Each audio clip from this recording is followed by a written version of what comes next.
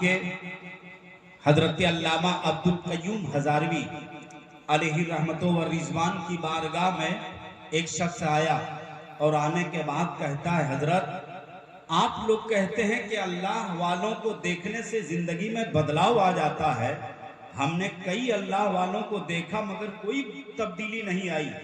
علامہ عبدالقیوم ہزاروی مسکرانے لگے، فرماتے ہیں نادان، اگر تو اللہ والوں کو دیکھے گا تو کیا تبدیلی آئے گی؟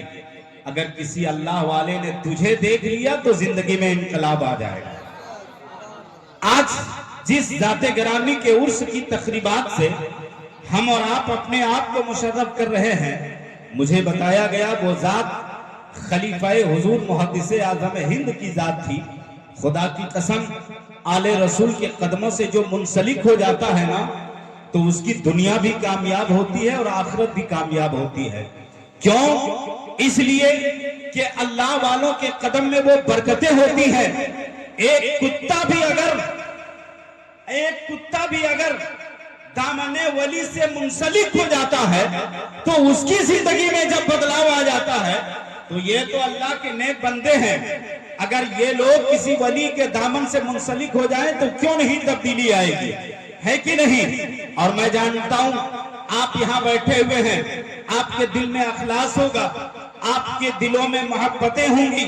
یہی وجہ ہے کہ آپ کے چہرے کی مسکراہٹ بتا رہی ہے کہ ہم مجبور ہو کے نہیں بلکہ مسرور ہو کے بیٹھے ہیں۔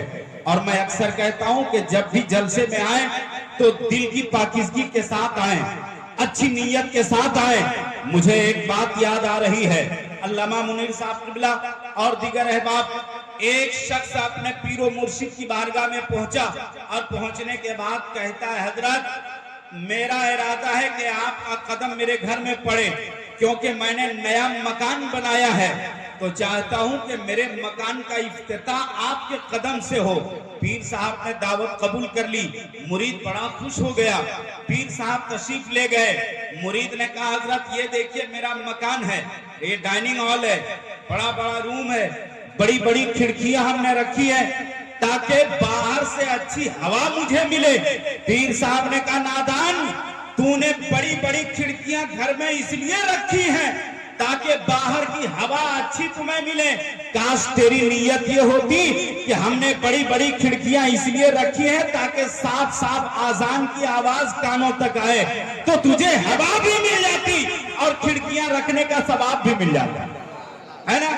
آپ یہاں جتنے لوگ آئے ہوئے ہیں تو آپ بھی اسی نیت کے ساتھ آئیں کہ ایک ولی سے محبت کا ہم ثبوت پیش کریں گے، اور دین کی بات ہے، دین کا معاملہ ہے، ہم جائیں گے وہاں جا کر کے سیکھیں گے اور اس پر عمل کریں گے تو آپ کی سانسیں جب تک یہاں چلیں گی فرشتے نامہ اعمال میں نیکیاں لکھتے رہیں گے، ہے کہ نہیں؟ تو بڑا خوبصورت ماحول، میں چاہتا ہوں کہ تھوڑا سا گرم چڑھ جائے۔ علامہ منیر صاحب، میں تو نہیں کہوں گا کہ ہاتھوں کو اٹھا کے سبحان اللہ کہیے، اس لیے کہ بے وجہ ہر جگہ مبتلا کرنے سے کوئی فائدہ نہیں ہے کہ نہیں۔ بہت ایسے لوگ ہیں جو جیکٹ میں ہاتھ ڈالے ہوئے بیٹھے ہیں، جو چادر اوڑھ کے بیٹھے ہیں، اگر بار بار ان سے کہا جائے کہ ہاتھوں کو اٹھا کے سبحان اللہ کہیے، ہاتھوں کو اٹھا کے سبحان اللہ کہیے تو تکلیف ہوگی کہ نہیں، ہے نا؟ تکلیف ہوگی نا۔ لیکن آپ مسکراتے ہوئے اللہ نے زبان جیسی نعمت سے آپ کو نوازا ہے کہ نہیں؟ یہ نعمت بہت بڑی نعمت ہے۔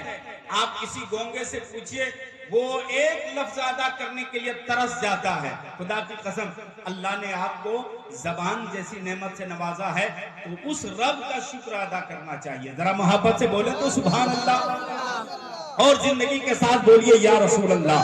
اب میں یہاں سے شروع ہو رہا ہوں، ہمارے بھائی لوگ مورچہ سنبھالے ہوئے ہیں، حالانکہ لاک ڈاؤن کے بعد پورا ملک معاشی اعتبار سے کمزور ہو گیا ہے کہ نہیں؟ بلکہ اب تو حالت یہ ہے کہ 10 کا ایک نوٹ بھی گر جائے کسی کا جو کہیں ہم نے دیکھا ہے بہت دیر وہ پچھتاتا ہے۔ جانے کیا بات ہے سرکار تیرے نام پہ ہم خرچ جتنا بھی کریں اتنا مزہ آتا ہے۔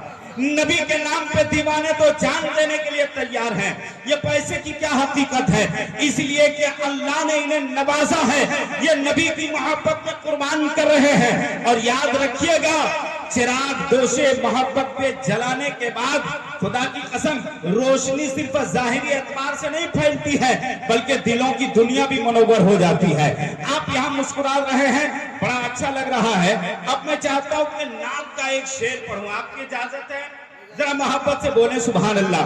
हमारे बैठे हुए आपकी दुआएं, इसलिए कि मैं देख रहा था कि जलते घर को देखने वालों, फूस का छप्पर आपका है, आपके पीछे तेज हवा है, आगे मुकद्दर आपका है, उसके कत्ल पे मैं भी चुप था, मेरा नंबर अब आया, मेरे कत्ल पे आप भी चुप है, अगला नंबर आपका है। तो बिरादरी का थोड़ा सा ख्याल रखिएगा, है कि नहीं? जब इधर से सपोर्टिंग होगी तो इंशाल्लाह मजमा जरूर बोलेगा। मैं ना